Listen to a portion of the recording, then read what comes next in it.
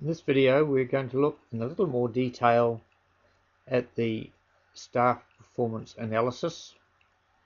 We have selected all the tasks for the month of February and they have been imported into this staff reports file. We can see at the top that there is a total of 763.83 hours of staff time. And this top line summarizes all of those tasks in bulk. So we see this total staff time in minutes. We see that the overall time average has been 102%. We can see that our key performance indicator grading has an average of 97.4%. We can see that there have been 33 tasks which have had CARs, that is, they've had corrective actions required. We see that the average of CARs per task is 0.05. The percentage of tasks with CARs is 2.9%, and there's been an overall total of 53 CARs. And we can see that the average score of those tasks with CARs is 11, which shows that where there has been CARs, they've been quite badly wrong. And we can see here that the 41 of these tasks have been self-inspected, and there have been a total staff tasks of 1137. This is of course more than the actual task, because there's been, on a number of occasions, there has been more than one staff member involved in a task.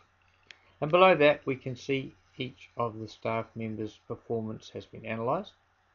You also see that some of the boxes are red. This is to draw our attention to it, to make it easier to interpret.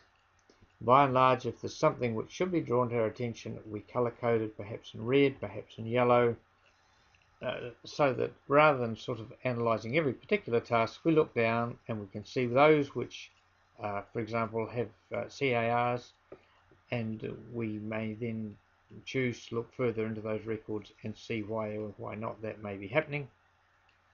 And down here we see that the time span that these tasks cover. Now, to look in more detail, we can click on the detail view, which is here. Now, the buttons only operate when we're not in preview mode, so we'll exit preview mode and click on detail view. And here we have each task laid out with each staff member, one below the other, and again, if there is something to be noted, it's color coded in yellow, and there is a summary for each staff member, which is at the bottom of their list of records. Now you'll notice on this occasion I have moved down through the records by clicking on this little box on the top. The reason for that is we are in preview mode, which shows what we would see if it were to be printed out.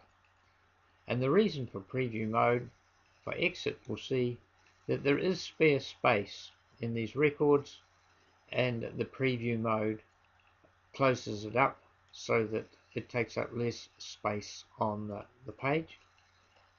You'll also notice that hovering over a box in preview mode does not give us our pop-up information, but if we exit that, we can see that the information then showing what's in the box pops up.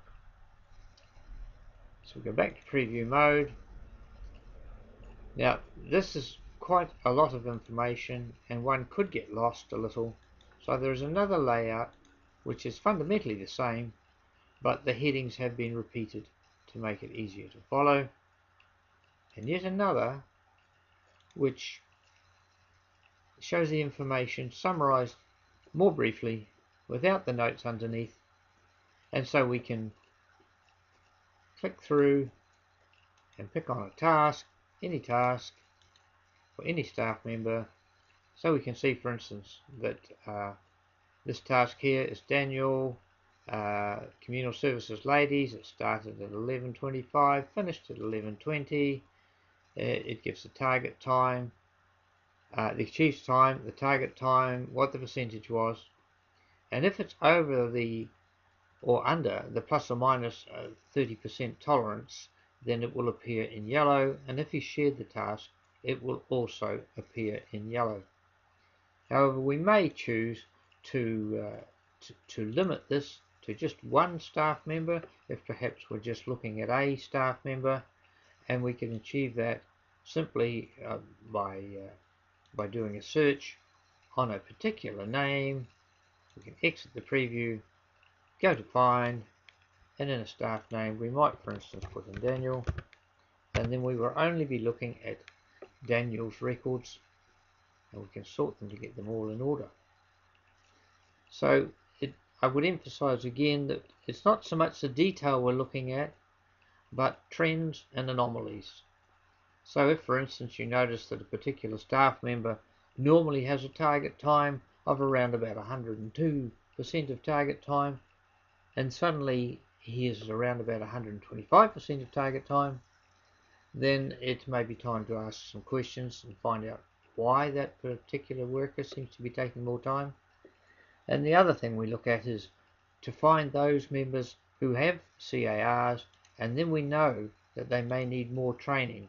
So in one sense, we're finding those people who are doing things correctly. In another sense, those who are not doing it correctly, we will then have the opportunity to determine who it is and give them further staff training.